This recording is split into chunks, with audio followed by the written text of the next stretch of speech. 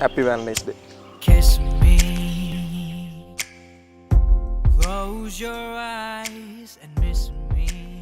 നിങ്ങൾ പ്രണയിച്ചിട്ടുണ്ടോ? പ്രണയിക്കാത്തവരായി ആരും തന്നെ ഉണ്ടാകില്ല. ഒരു ലവ് സ്റ്റോറി പറയാം, ഡയറി മിൽക്കിന്റെയും വാലന്റൈൻസ് ഡേയുടെയും. കഥ തുടങ്ങുന്നത് 1868-ലാണ്.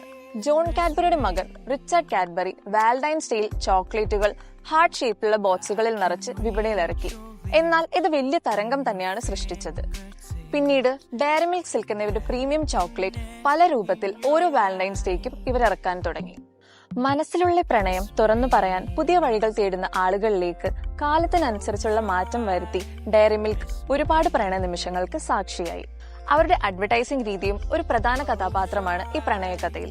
ഐക്കോണിക് ആയുള്ള ബാക്ക്ഗ്രൗണ്ട് മ്യൂസിക്കിൽ വന്ന് റൊമാന്റിക് അഡ്വർടൈസ്മെന്റ് ചെയ്ത് ആളുകളിലേക്ക് വാലന്റൈൻസ് ഡേ എന്നാൽ ഡയറി മിൽക്ക് എന്നുള്ള നിലയിലേക്ക് എത്തിച്ചു. അധിക ലവ് സ്റ്റോറികളിലെ പോലെ ഈ കഥയിലും ഒരു വില്ലൻ വന്നിട്ടുണ്ട്. പ്രണയിക്കാൻ താല്പര്യമില്ലാത്തവർക്കും വാലന്റൈൻസ് ഡേ ഇഷ്ടമല്ലാത്തവർക്കും ഡയറി മിൽക്കിന്റെ സഹോദരൻ 5 സ്റ്റാർ രംഗത്തുണ്ട്. അവരുടെ പുതിയ ക്യാമ്പയിനാണ് ഇറേസ് വാലന്റൈൻ.